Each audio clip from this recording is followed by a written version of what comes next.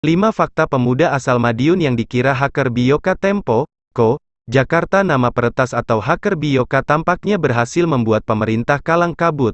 Setelah berhasil berulang kali membocorkan data penduduk Indonesia hingga dokumen-dokumen negara, pemerintah menganggap serius ancaman Bioka dengan membentuk Satuan Tugas Perlindungan Data. Satgas tersebut dibentuk oleh pemerintah pada hari Rabu, tanggal 14 September tahun 2022 dan terdiri dari anggota Polri, Badan Intelijen Negara atau BIN, Badan Siber dan Sandi Negara alias BSSN, serta Kementerian Komunikasi dan Informatika disingkat Kominfo, menjemput Agung diduga hacker Bioka di hari yang sama, tanggal 14 September tahun 2022. Pihak kepolisian menjemput pemuda bernama Muhammad Agung Hidayatullah di kediamannya di Kabupaten Madiun. Dalam hal ini, pihak kepolisian menduga Agung sebagai sosok di balik peretas bernama Bioka. Dikutip dari laporan Tempo, berikut adalah 4 fakta Muhammad Agung Hidayatullah yang diduga berperan sebagai Bioka. Dugaan bermula dari laporan Dark Tracer sebelumnya. Nama Muhammad Agung Hidayatullah tertera dalam laporan berjudul Host Behind the Indonesian Data Breach, siapa di balik pelanggar atau peretas data penduduk Indonesia. Laporan tersebut diunggah di Dark Tracer, yaitu situs web gelap atau dark web yang dapat diakses secara berbayar ataupun gratis. Dalam laporan tersebut, terdapat nama 124 terduga pelaku dan mengerucut menjadi 14 nama dan salah satunya adalah nama Agung. Tersangka mengunggah pernyataan Bioka ke grup Telegram. Sejauh ini, pihak kepolisian mengidentifikasi peran Agung sebagai penyedia dan pengunggah pertanyaan-pertanyaan Bioka pada grup Telegram bernama Biokanism. Dalam grup ini, Agung setidaknya mengunggah 3 pernyataan Bioka.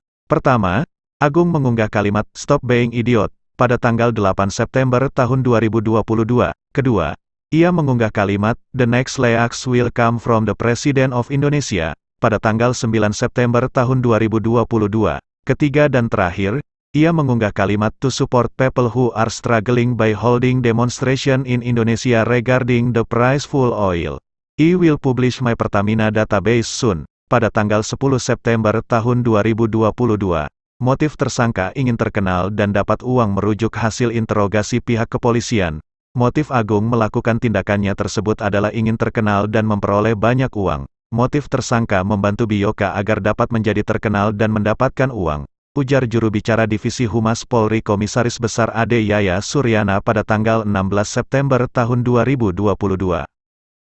Melakukan aktivitasnya dia bisa gunakan VPN, bisa gunakan proxy, maupun gunakan teknik-teknik lain sehingga bisa menyembunyikan IP address dia yang asli dan nggak hanya satu lapisan atau jadi dalam artian susah terlacak bisa dong. Beberapa logikanya orang-orang yang pelaku di underground seperti Bridge Forum ini mestinya nggak hanya untuk aktivitas di Telegram, aktivitas mereka di internet menggunakan browser ke Bridge Forum aja juga akan berlapis keamanannya. Itu logika yang biasa dilakukan, dan apalagi yang di Telegram. Kebetulan walau yang bisa dilakukan penegak hukum kemungkinan besar adalah berkoordinasi kepada penyedia platform Telegram untuk membantu pelacakan ID Telegram khusus, yaitu ID Telegramnya si Bjorka. Oke, tapi kalau menurut Pak Ruby sendiri ini Bjorkanism ini siapa sih? Hacker kah?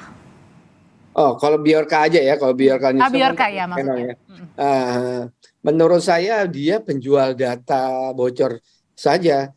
Kebetulan sebelum di Bridge Forum ini, dia sebelumnya ada di Red Forums yang sudah bertahun-tahun forum tersebut ada. Kebetulan Red Forum itu ditutup atau disegel oleh penegak hukum Amerika beberapa bulan lalu, sehingga dibuatlah oleh 2 founder Red Forum sebelumnya, dibuat Bridge Forum yang baru, dan Bjorka mendaftar kembali di forum yang baru ini. Nah, kalau kita perhatikan, kebetulan kami memang salah satu ketertarikan kami adalah di kebocoran data. Kita riset di bidang ini. Nah, dari 2019 kami pantau, kami lihat itu Bjorka sudah sejak lama di forum itu, dan dia memang penjual data.